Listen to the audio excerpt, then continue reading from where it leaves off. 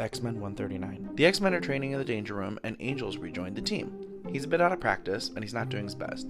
He almost gets Nightcrawler killed. But the whole team has each other's backs, and Storm is even cracking jokes. Kitty's watching from the observation deck with Charles, and she's nervous about having to go in there at some point. Wolverine has a new costume, and he tells Storm that she's doing a great job of being their leader ever since Scott left. And he's like, Charlie made a good choice putting you in charge. And Charles is like, you can call me Professor, or you can call me Charles. And Logan's like, sure thing, Chuck. Nightcrawler pops in with lemonades and scares the shit out of Kitty. She's already freaked out by his blue appearance, and they toast to her being the newest member of the team. She needs a code name, and Storm suggests they call her Sprite, and she loves it.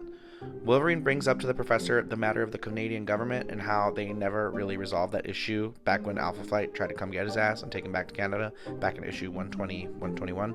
And Charles is like, yeah, it's best we get ahead of that. Why don't you and Nightcrawler go to Canada to handle that? While they do that, Storm takes Kitty to a dance class.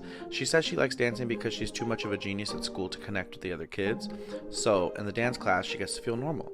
And Storm finds this to be very relatable and develops tender, nurturing feelings toward Kitty. Then Kitty meets her dance instructor, Stevie Hunter, and Storm is a little bit wary of her. Maybe because Storm wants to be teacher to Kitty, and this woman is literally a teacher to Kitty. I think she feels a little bit competitive and defensive. Meanwhile, in Canada, Wolverine and Nightcrawler break into Weapon Alpha's house, and his wife comes home and is scared shitless until she sees who broke in. And she's like, Logan, it's so good to see you. And this is the first time Nightcrawler is hearing that name. He's like, Logan? That's your name? Louise tells them her husband is up at Hudson Bay, that he was called there because there was some trouble. He and Snowbird and a shaman are up there hunting a creature, and their alarms go off, so they're like, the creature is here, but it's just Logan and Kurt. They agree not to fight again, and Alpha Flight fills in the X-Men on the creature they're hunting. There was this family who came up here camping, mom, dad, and 2 kids, and they were attacked. The son ran off and was spotted by a pilot, and when the site was investigated, the father's body had been torn to shreds, and the mom and baby were missing. So they called Alpha Flight to investigate. They show Wolverine the footprint of the beast, and right away he knows it's the Wendigo. Wolverine faced the Wendigo back in Hulk number 162, and it got away. It was his first mission and first ever appearance in Marvel Comics. He knows that the Wendigo likes to feed on freshly killed meat, so the mother and baby are probably still alive, and he and Nightcrawler are going to help Alpha Flight find them.